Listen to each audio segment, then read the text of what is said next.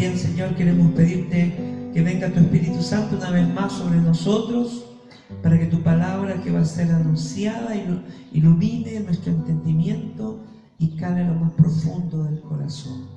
Saludemos a nuestra Madre diciéndole: Dios te salve María, llena eres de gracia, el Señor es contigo, bendita eres entre todas las mujeres, bendito es el fruto de tu vientre Jesús.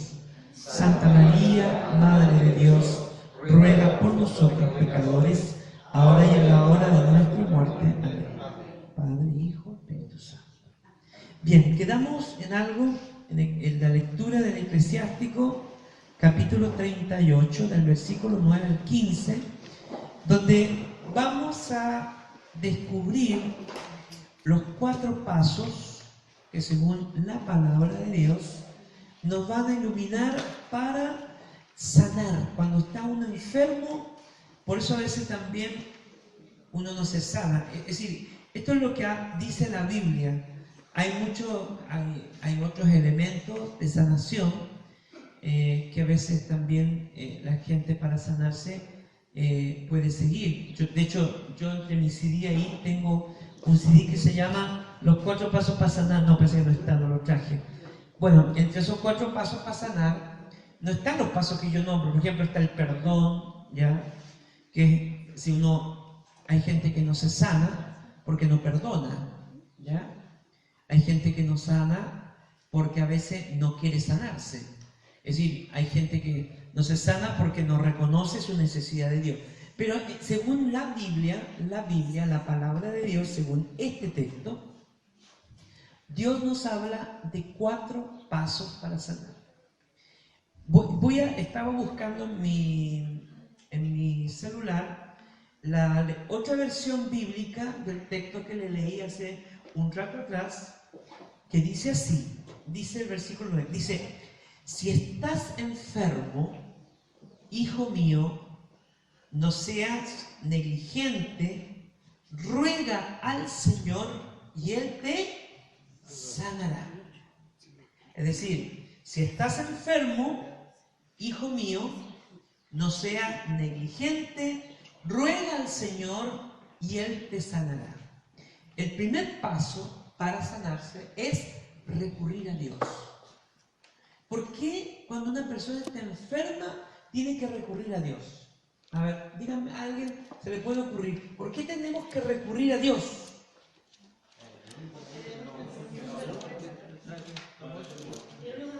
Y si saben eso, ¿por qué van al médico ustedes primero?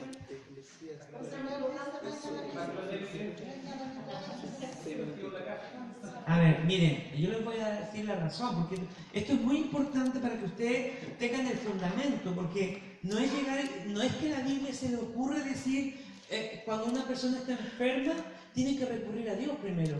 ¿Saben por qué? Porque primero que nada, la ciencia como ciencia es limitada, ¿ya? Aunque es un tremendo don de Dios, ¿ya? Pero es limitada. Y segundo, porque muchas raíces de enfermedades son producto del pecado, son producto de nuestros propios desórdenes que nosotros tenemos. Y por eso hay mucha gente que en una confesión se ha sanado.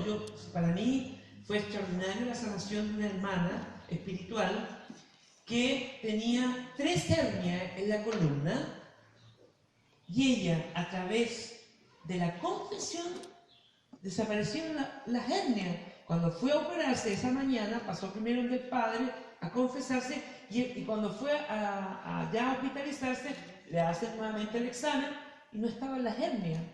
La mandaron a su casa y ella dice: Jesús me sanó. ¿Por qué? Porque lo más probable es que la raíz de esas hernias era una falta de perdón o una culpa que cargaba por mucho tiempo. Entonces, ¿por qué uno cuando está enfermo tiene que recurrir a Dios? Porque la ciencia, primero, es limitada, ¿ah? Y lo segundo, porque muchas enfermedades son producto del pecado, es decir, de nuestros propios desórdenes que nosotros tenemos. La gente a veces no se enferma porque se enferma, porque a veces también nosotros, por ejemplo, yo que no puedo perdonar, tengo un odio, ese resentimiento se va a ir al sistema nervioso y por un lado va a escapar, por un lado va a explotar, y por eso aparecen los cánceres. Los cánceres, la jaqueca, los insomnios, es por falta de perdón. Pero muchas veces nadie nos ha enseñado que para eso, si usted quiere sanarse, tiene que primero perdonar. Porque si no perdona, no se va a sanar. Por eso es muy importante el perdón, porque detrás de una herida emocional hay un perdón que dar. El segundo paso, continúa el eclesiástico, dice, no incurras en falta, enmienda tu conducta y purifica tu corazón de todo pecado. Repito, no incurras en falta, enmienda tu conducta y purifica tu corazón de todo pecado. El segundo paso para sanarse, ¿cuál era el primero? Dios. Recurrir a Dios. Recurrir a Dios. Segundo paso, arrepentimiento. Hermano, no, claro. El segundo paso es muy importante porque el pecado enferma. Y quien sana el pecado es Dios. Por eso a veces el psicólogo no puede sanar, y no porque él no sea un profesional bueno ni un psiquiatra, a veces los vamos a necesitar, pero en algunos casos no se sana la gente porque el problema no es psicológico, no es fisiológico, es del alma. ¿Y quién trabaja en el alma? Dios. Porque quien conoce el alma de una persona es Dios, porque Dios la creó. Por eso te dice, a mí un sacerdote, el padre Agustín Sánchez, un jesuita, sobrino directo del padre Alberto Hurtado, él decía que, el padre Agustín decía que uno nunca se someta a regresiones o a hipnosis. Porque muchas veces los psicólogos o los psiquiatras se meten en cosas muy profundas que no deben meterse. Solo Dios puede meterse en cosas profundas, porque Él conoce la raíz, pero no un hombre. ¿Entiendes? Entonces, y aquí quizás aparece un término que es muy diferente. ¿Cuál es la diferencia entre la sanación psicológica y la sanación espiritual? Que cuando hay oración de sanación espiritual, Dios va mostrando, Dios va revelando lo que hay que sanar. En cambio, la sanación psicológica es una sanación inductiva, te van induciendo a la sanación y te van abriendo cosas, te empiezan es como que empiezan a buscar, a escarbar, pero tú te puedes encontrar con cosas que no estás preparado para saber esas cosas. En cambio, la sanación espiritual es el Espíritu Santo que Él te la muestra, sin escapar. Y Él, al mostrártela, te da la gracia también de enfrentar esa situación que puede ser incluso muy dolorosa o muy traumática en tu vida. Entonces, el segundo paso es arrepentimiento. Porque mucha gente que se ha arrepentido desde lo más profundo de su corazón, muchas veces que han recurrido a una buena confesión sincera, se sanan. Entonces, cuando usted se sienta así, vaya a la confesión, haga una oración sincera ante Dios y arrepiéntase. Arrepiéntase de corazón. Yo tengo un amigo que no le gustan los carismáticos, un cura, hoy día sí los acepta. Y los acepta, ¿sabe por qué los aceptó? Porque él decía, los carismáticos hacen puro chamullo con esa oración en lengua. Cuando escuchaba orar a la gente, eso es puro chamullo, no les creo. Y en un día llegaron a su parroquia una familia a bautizar. Entonces, habían, creo que 2 tías eran carismáticas y algunos más. Entonces le dijeron, padre, nosotros queremos hacer una oración al Espíritu por el niño que estaban bautizando. Y lo curioso fue que cuando se bautizó, empezaron a hablar en lengua estas viejitas. Y el cura dice, pero estas viejas, dijo, estas viejas jamás han sabido hebreo. Y él les escuchó hablar hebreo. Y él justamente estuvo en Roma estudiando hebreo y le escuchó hablar en hebreo. jamás, amigo, yo he ido a Roma a estudiar hebreo, pero no esta vieja. Y él ahí como que dijo, esto no es chamullo. Ahí como que le tomó respeto y tiene un respeto ahora por los carismáticos. ¿Ah? Entonces, muchas veces, en este caso, ¿quién tiene que ver eso? Es Dios. Dios es el que sana. Y muchas veces uno cuando hace una buena confesión sincera a Dios, hay gente que, no sé, pues lleva años sin confesarse y por eso se enferman, porque no le cuentan a nadie sus problemas. Eso lo van a contar al psicólogo. ¿Por qué no se lo cuentan a un cura? Eso es lo que yo no entiendo a veces. Van a contar el rollo que en el fondo le están contando sus pecados. Al psicólogo le van a contar sus pecados. La diferencia pasa que muchas veces no se lo van a contar a la primera, se lo van a contar en la sesión número 15. Pero antes de las sesiones, antes de las anteriores, usted tiene que pagar. Es que le gusta pagar, me gusta que nos saquen plata, porque a veces no es problema, no es un problema es problema del interior. Entonces Dios es el que sana el pecado y se sana y se libera una persona cuando hace una buena confesión sincera, ¿ya? Una buena confesión sincera. La semana pasada conocí a una persona que lleva 25 o 30 años sin confesarse. Entonces yo le digo, ella me dice, ¿sabe? Es que lo que usted habló me cuestionó. ¿Y qué te cuestionó? Es que me cuestionó porque yo llevo 30 años sin confesarme. Y no me confieso por los curas porque son humanos, son pecadores. Miren, ahora mismo todo lo que hay, pues, curas pedófilos, bla, bla, bla, bla, bla, bla, bla. Y yo le digo a ella, ¿y tú eres santa, inmaculada y perfecta? No, pero estás enjuiciando, estás juzgando. Y cuando uno juzga, ¿sabe lo que viene? Pues esto es terrible, ¿eh? Cuando usted y yo juzgamos a alguien, el juicio de Dios se viene sin piedad por nosotros. ¿Por qué? Porque el que juzga se coloca al nivel de Dios. Y Dios es Dios. Por lo tanto, Él te ve sin misericordia. Entonces, el juicio de Dios viene a ti. Y viene sin piedad. ¿Por qué? Porque tú quisiste ser como Dios al juzgar. Claro, porque la palabra dice, si tú no juzgas, con la vara que midas, vas a ser medido.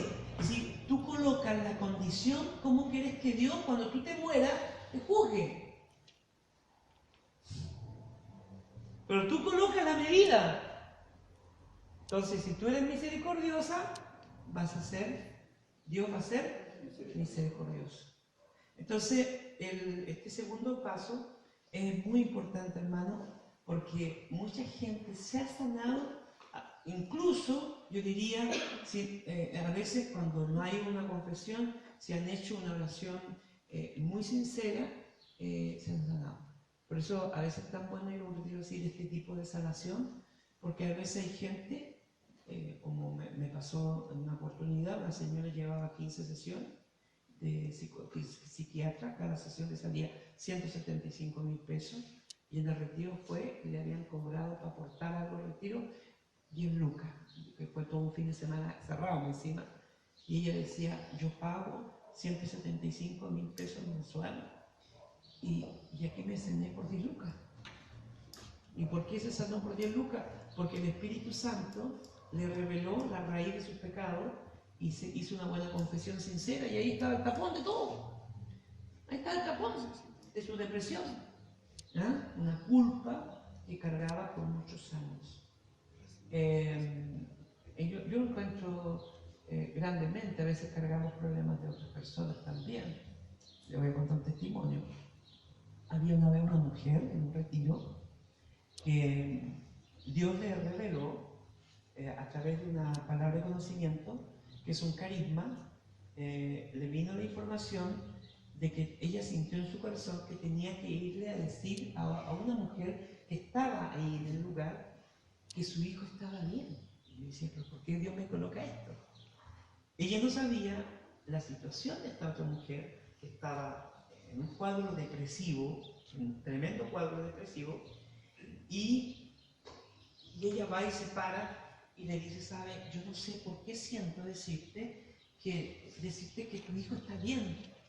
Tú tienes un hijo muerto, ¿no es cierto? Sí. Y Dios me dice que te diga que tu hijo está bien. Y la mujer explota en llanto, hace una tremenda liberación entre llanto, dolor y consuelo y gozo, la mezcla de sensaciones que ella dijo. ¿Por qué? Porque uno de sus hijos se había suicidado. Y ella, desde que se suicidó su hijo, nunca pudo descansar y le entró depresión porque ella pensaba que su hijo se había condenado. ¿Se acuerda que antiguamente no se le hacía misa? ¿Por qué se hace misa ahora? ¿Alguien sabe por qué se hace misa? Porque se arrepienten. ¿Y cómo yo sé que se arrepienten? Si ya están muertos. Bueno, miren, ¿saben qué es? Hay una razón científica. ¿Por qué la iglesia rectificó? Porque dicen que cuando una persona muere, en este caso en suicidio, el espíritu de la persona o un accidente no se va enseguida. Pasa unos minutos y la persona puede en ese minuto arrepentirse. ¿Entienden? Luego el espíritu se va. ¿Dónde se va? A Dios. ¿Y qué queda? El puro cuerpo. Pero ya la vida de esa persona no está, quedó cuerpo. Entonces la persona, por eso es en la iglesia hoy día le hace misa, porque una persona en el último minuto, aún en el suicidio, se puede haberse pedido perdón.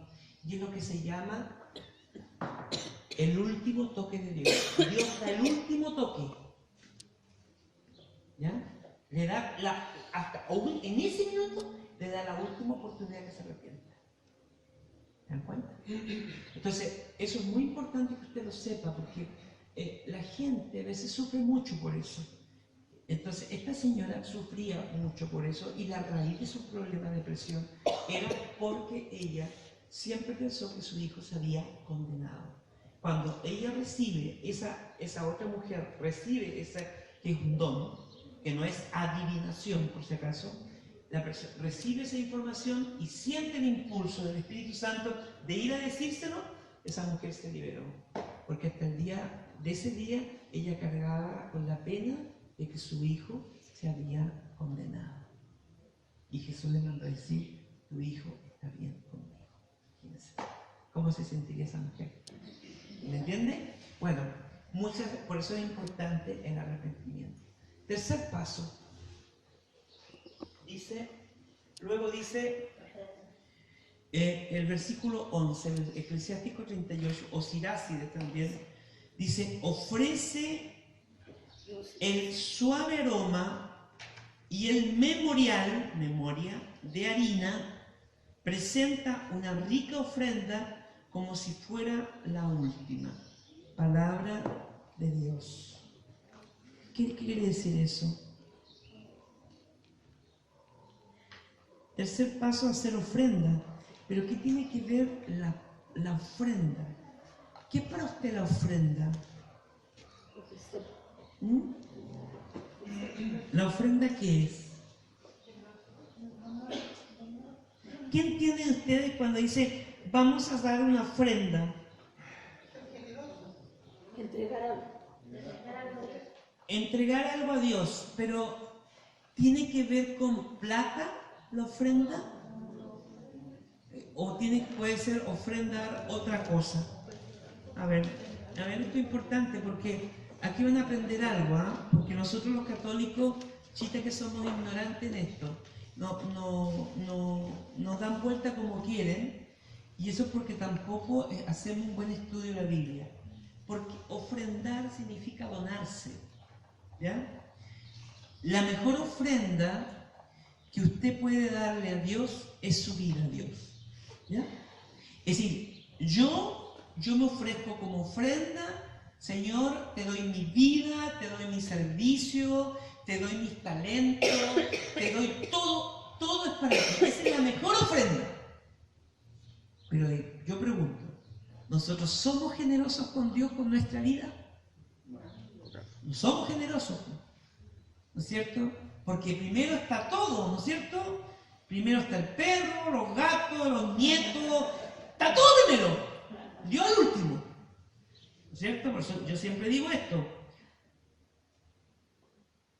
Primero, para las cosas del mundo, todo el tiempo que quiera. ¿No es cierto? Y si no tengo tiempo, guachita, me hago el tiempo. Y voy a ir al carrete. Pero para las cosas de Dios, poco tiempo. Siempre no hay tiempo. ¿Me entienden?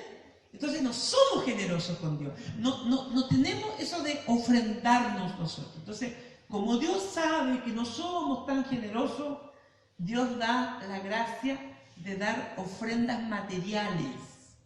De ahí nace la ofrenda material. ¿Por qué? Porque tú y yo muchas veces no somos generosos ni con los dones que Dios nos ha dado. Somos egoístas. Somos egoístas con nuestros talentos que Dios nos ha dado. Entonces, ¿uno qué puede hacer? ¿La ofrenda para qué dice la palabra? Ahí habla de la gallina en memorial. Está hablando que la ofrenda es para que Dios te tenga en la memoria. Es decir, cuando yo doy una ofrenda, esto ténganlo bien presente, hermano, porque yo he perdido mucho tiempo en esto sin saberlo. Yo ahora nunca cuando doy una ofrenda, la doy así nomás. Siempre le coloco una intención. Y la ofrenda, por eso cuando uno va a la secretaria y va a pagar una misa por un enfermo, no es que al cura o a la iglesia se le ocurrió cobrarte la misa. Porque hay gente que dice, ay, las cosas de Dios las cobran ahora. ¿Han dicho usted eso o no? ¿O ha pensado o ha escuchado eso de otras personas? Ahora, ¿por qué nace cobrar la misa? No es que estén cobrando en sí mismos, es porque tiene una base bíblica. Es para que Dios nombre, el sacerdote nombre a la persona ahí, y Dios tenga en la memoria a esa, por la salud de esa persona, por la salud de un difunto. Yo mandé a hacer, esto es algo, les quiero contar algo mío, yo mandé a hacer 30 misas por el descanso de mi mamá. 30 misas porque dicen que cuando una persona se muere hay que hacer 30 misas. 30 misas. Y porque cuando alguien se muere, ¿se va al cielo? No. ¿Dónde se va la persona? Al purgatorio. ¿Ah? Se va al purgatorio. Según la Iglesia Católica dice que nosotros se va al purgatorio ¿por qué? Porque nada impuro va a pasar al cielo. Así que cuando la gente se muere, la gente dice, no, ya está descansando, está en el cielo. Eso, dejémoselo a Dios. ¿Eh? Pero de donde tengo seguridad que está, pasa primero, se pasa el tiempo que está en el purgatorio puede ser un tiempo muy corto, según la vida. Las personas dicen que las personas que se han enfermado y han muerto con muertes trágicas, enfermedades muy trágicas como el cáncer, enfermedades de cáncer que son muy dramáticas, dicen que ya su purgatorio lo pasaron acá. Así que lo más probable es que ya pasaron al cielo. Pero las personas que no murieron preparadas tienen que ir al purgatorio. ¿Ya? Bueno, yo mandé a hacer 30 misas y cuando el penúltimo día que yo estaba en Madrid predicando, me fui a una novena de la Virgen de los Rayos. Entonces, la chica, la que me hospedaba en su casa, en su departamento en Madrid, estaba llorando en un momento y yo decía, ¿por qué llorará esta? Y me miraba y lloraba y le corría las lágrimas. Entonces dije, ¿por qué llorará esta? Bueno, al final le pregunto, oye Rocío, ¿por qué llorabas tú tanto, verdad? Me dice, mira Jaime, yo no conocía a tu mamá, pero la conozco por foto, que es la foto que yo ando viendo siempre cuando viajo. Me dijo, estaba aquí, me dijo, estaba en medio de nosotros, tu mamá, y te miraba a ti con tanto amor, me dijo, y estaba hermosa, hermosa. A mí me se llegaban a parar los pelos, se me paró todo, y yo me emocioné, porque me corrió mis lágrimas, porque lo que ella me dijo, a mí me tocó, me caló profundo. Y yo después que estaba en la casa, calmado, recibí aviso. ¿Y sabes cuál fue el aviso que recibí? Dios me dijo, ahí están las 30 misas que mandaste a hacer. Tu mamá ya no está en el purgatorio. Así que yo tengo la plena seguridad que mi mamá ahora sí tiene un tremendo carrete en el cielo. Que está carreteando especial. ¿Me entiendes? Por eso, pero tuve que pagar las misas.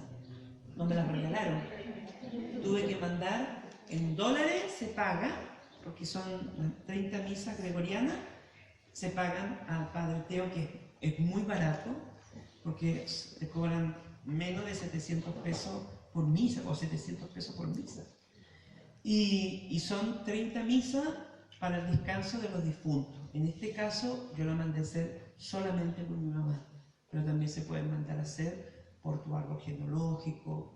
Por ejemplo, hay casos que hay enfermedades que se han ido repitiendo en la vida familiar o acontecimientos que han sido fuertes, gente que ha muerto de cáncer, enfermedades o conocí un caso que se murió el papá del accidente, murió el abuelo del accidente, después murió un hijo del accidente, después murió un nieto en un accidente automovilístico. Hechos acontecimientos que se repiten. Y eso es porque viene a... ¿Ustedes cuando han estado enfermos mandan a hacer misas por su salud? Cuando estoy por enfermo o por enfermo, yo no estoy enfermo. No, pero ¿pagáis por la misa o no? ¿O colocáis los papelitos como colocan todos?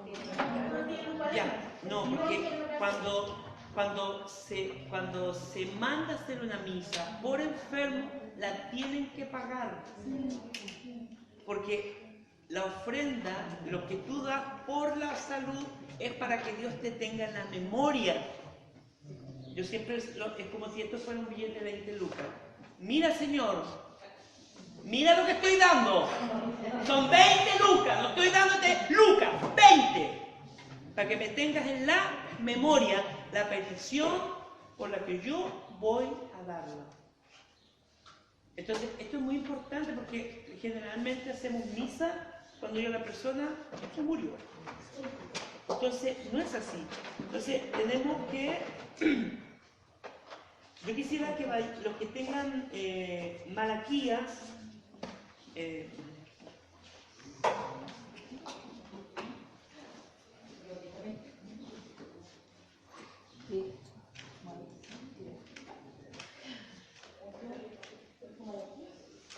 Sí, antiguo. En el Antiguo Testamento, capítulo 3.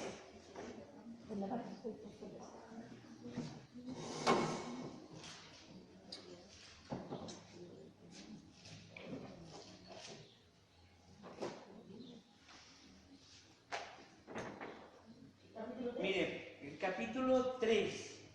Esto se lo estoy dando para que usted tenga una base, ¿me entiende? Para que usted pueda después dar razón con bíblica, no con palabras, con discursos bonitos nuestros, sino con base bíblica, ¿ya? Porque a veces nosotros nos dan vuelta, como decía, como quieren, a veces nuestros hermanos protestantes o los testigos de Jehová, que no son cristianos, los testigos de Jehová, a todo esto, porque son sectas. Ellos no tienen ninguna comunión con nosotros. Nosotros tenemos comunión con los evangélicos, los que son trinitarios, Padre, Hijo y Espíritu Santo. Los que mormones ni testigos de Jehová no tenemos comunión porque ellos son sectas, ellos no creen en la Trinidad. ¿Ya? Así es. Miren, en el versículo Malaquías, capítulo 3, versículo 6, dice: Yo el Señor no cambio, pero ustedes, hijos de Jacob, tampoco han dejado desde los días de sus antepasados de apartarse de mis mandamientos y de sus transgresiones. Conviértanse a mí y yo estaré en su parte, dice el Señor Todopoderoso. Ustedes dicen: ¿cómo nos convertiremos? ¿Acaso puede un hombre engañar a Dios? ¿El hombre puede engañar a Dios? No. Pues ustedes me engañan. Aún preguntan, ¿y en qué te hemos engañado? Y Dios dice, en los diezmos. En los diezmos, en los impuestos sagrados, están amenazados por la maldición. Oh, por eso a veces, maldición dice. Y sin embargo, todos ustedes, la nación entera, no cesa de engañarme. Lleven al arca del tesoro, esto se está refiriendo al templo, el diezmo completo y no faltará el alimento en mi templo. Colóquenme a prueba de ese modo, dice el Señor Todopoderoso, y verán cómo les abro las compuertas del cielo. Esto es lo que más me gusta, como diciendo, ya, pues, pónganme a prueba. ¿Entiendes? Es decir, Dios nos desafía. Y nos desafía, ¿por qué? Porque si nosotros somos, nuestras ofrendas van a Dios, Él nos va a bendecir. ¿Y nosotros los católicos qué hacemos? Mejor me pregunto aquí cuántos dan el 1%, porque van a pasar todo vergüenza. Por eso muchas veces la vida económica nuestra es pobre y no nos alcanza la plata, porque le estamos robando a Dios. Claro, porque uno es el diezmo y otras cosas, las otras son las ofrendas. La ofrenda no tiene nada que ver con el diezmo. La Iglesia Católica da el 1%, pero eso es algo católico. Pero bíblicamente es el diezmo, es decir, la 10ª parte de tu entrada. Por eso la gente no les va bien en la parte económica, porque le roban a Dios. A eso se está hablando, se está refiriendo Jesús, Dios, perdón, cuando dice, ustedes me han engañado con los diezmos. Por eso los católicos tenemos que andar haciendo rifas, bingo, cenas bailables. ¿Por qué? Porque el pan que Dios dice no está en su arca, no está en la iglesia. ¿Lo sabían eso o no? No. Bueno, después dice más fuerte acá. Dice, y sin embargo ustedes, nación, dice, lleven al arca el tesoro y no les faltará el alimento. Mira, no les faltará el alimento en mi templo. Colóquenme a prueba de este modo, dice el Señor Todopoderoso, y verán cómo les abro las compuertas del cielo y derramo sobre ustedes bendiciones en abundancia. Alejaré de ustedes la langosta, la víbora, y no volverá a destruirlos más. Malos frutos del suelo, ni dejará estériles sus viñas del campo, dice el Señor Todopoderoso. Por eso los granjeros, esto es bíblico también, dan cuando cosechan, ¿no es cierto?, de su primera cosecha. Antiguamente se usaba, no sé, en algunos casos sí se usa todavía, en varias partes de Chile, llevan sus primicias a Dios. ¿No? Las primicias se las dan a Dios. Ahora, yo lo cuento esto porque fue algo que a mí me pasó. Yo enseñaba esto, pero yo nunca había tenido una experiencia de este tipo, porque mientras Dios no te lo enseñe con un hecho de vida, tú no lo entiendes. Bueno, yo enseñaba esto. Yo le decía a la gente el diezmo, yo doy mi diezmo de lo mío. Yo diezmo, de lo que reúno en el mes, yo doy mi diezmo. Y resulta que yo no enseñaba eso, y aún así lo decía y decía, Dios me bendice. Pero esto de la memoria no me quedaba claro, que era para que Dios te guarde. Eso, el Salmo 20 dice que la ofrenda que tú das es para que te tenga en la memoria. Por lo tanto, yo jamás ahora, cuando ofrendo, doy hacia el dote. No, yo coloco una intención. Por eso, cada vez que usted ofrenda la misa, coloque una intención. Entonces, y más si es para la salud. Entonces, en Argentina, terminé una jornada de una semana y estábamos finalizando y termina toda la gente despidiéndose y llega un hombre muy humilde, llegó con una mallita de estas plásticas y me dice, le traigo mi ofrenda. ¿Qué es mi ofrenda? Y me dice, es mi primer cabrito. Era su primer chivo que había sacado de la aparición, ¿me entiendes? y me dice, yo digo, yo no quiero cabrito, digo yo. Yo no quiero, y yo como soy bueno, porque yo me creo bueno, porque nos creemos buenos, entonces le digo yo, no, le digo yo, porque como lo veo humilde, no, llévese cabrito, ¿cómo hacemos usted, hermanito? Yo me lo doy por pagado así. No me dice, es que esta es mi primicia. Y hay que cortar la primicia, esto es para Dios. Yo se lo estoy dando a usted, pero mi primicia es para Dios. La ofrenda es para Dios. Entonces el padre vino y me dice, recíbeselo. Bueno, lo recibí, me comí el cabrito, tiquitaca. Pero aquí viene el testimonio. Yo cada vez que oraba, ese caballero, ese hombre tendría unos 70 años, me venía a la memoria, me venía a la mente. Yo decía, ¿por qué este hombre me venía a la mente? Me ponía a orar, aparecía el viejito. Y ahí entendí, porque nosotros somos lentos, yo soy muy lento para entender las cosas, no crean que ustedes, porque me ven explicando esto, yo lo entendí enseguida, soy muy lento en entender, y uno a veces recibe aviso tarde. Ahí entendí, yo me estaba enseñando que cada vez cuando alguien te da algo, tú debes llevarlo a la oración. Y por eso me aparecía tanto esta persona. Claro, porque Dios quería que yo lo tenga en la memoria por la ofrenda que él hizo. Entonces él me dijo, eso es lo que pasa cuando tú me das una ofrenda. Yo tengo en mi memoria, Dios, la solicitud de ustedes. Por eso aquí el tercer paso para sanar habla de las ofrendas. Que es un paso que tiene que ver la ofrenda con la salud. Tiene que ver mucho porque cada vez que tú ofrendas y lo ofreces por la salud tuya o por la salud de un familiar, Dios va a tener en la memoria de esa persona. ¿Me entendió? ¿Me captó, no?